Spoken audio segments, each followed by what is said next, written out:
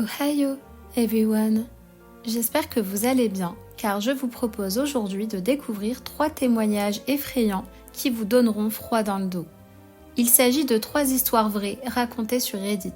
N'hésitez pas à me partager vos avis dans la barre des commentaires, et si la vidéo vous a plu, n'hésitez pas à me le faire savoir en la likant et en vous abonnant.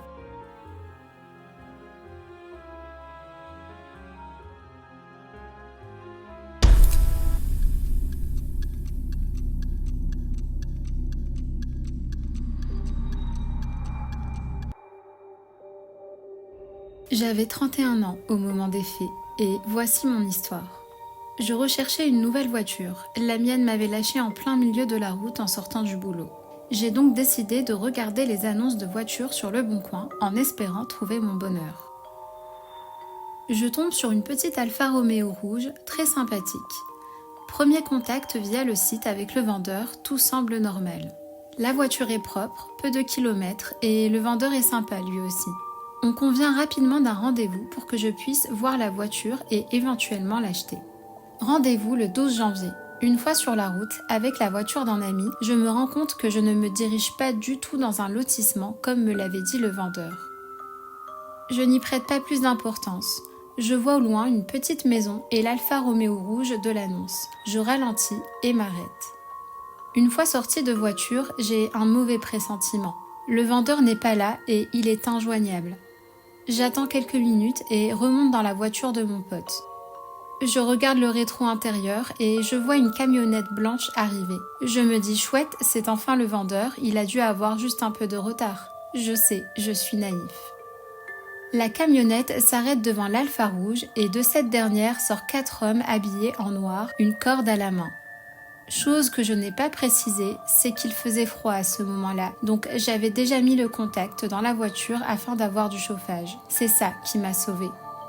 J'ai eu le réflexe de retirer le frein à main et d'actionner l'embrayage et la vitesse, et de partir le plus vite possible. Pour le chemin du retour, j'ai préféré prendre un chemin plus long pour rentrer chez moi, histoire de voir si les 4 hommes m'avaient suivi. Une fois de retour à la maison, je retourne sur l'annonce et elle n'existe plus.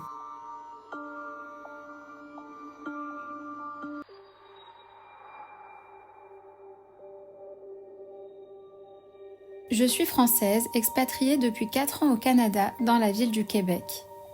Tout se passait super bien pour moi, on peut dire que je vivais ma best life. Malheureusement, ma vie a basculé soudainement le 31 octobre 2020, le soir d'Halloween.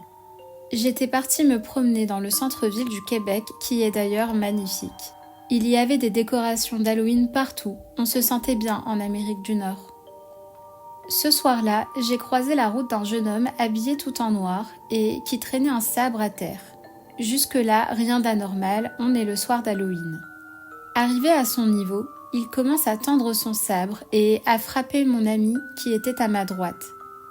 On pensait au début que c'était une blague pour Halloween. Puis j'ai voulu défendre mon ami et me suis interposée entre les deux. Il a commencé à me frapper avec son sabre.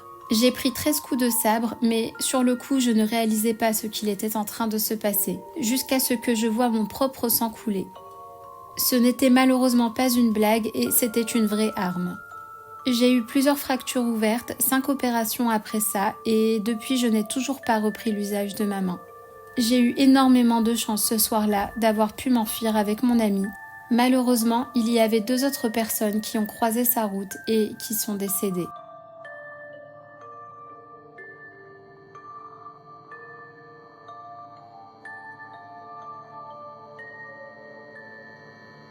Je m'appelle Victor et je tiens à préciser que cette histoire est complètement réelle.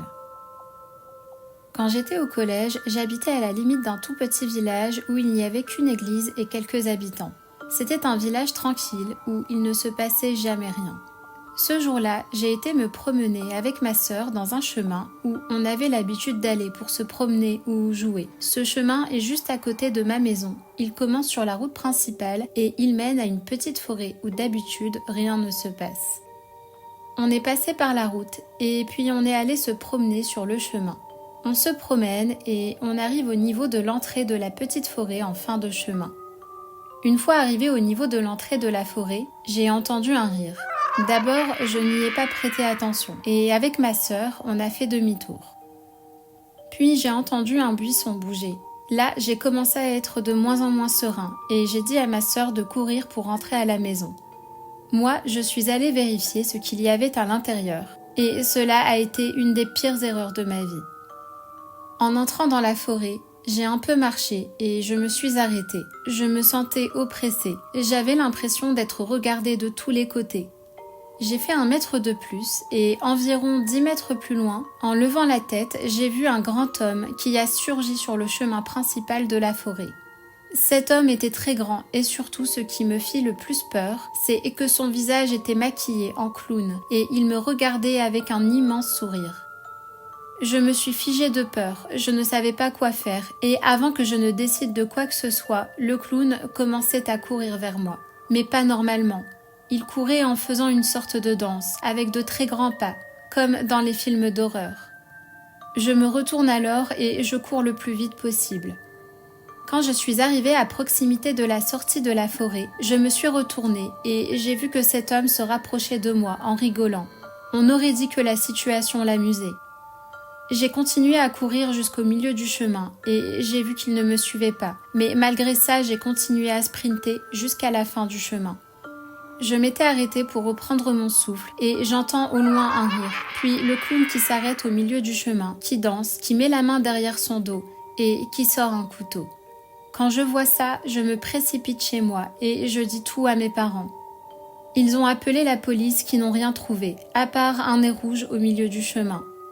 Évidemment, on a déménagé et on n'a plus jamais entendu parler de clown qui vit dans les bois. Encore aujourd'hui, je fais des cauchemars de ce clown et de cette anecdote. Et parfois dans mon cauchemar, il finit par m'attraper.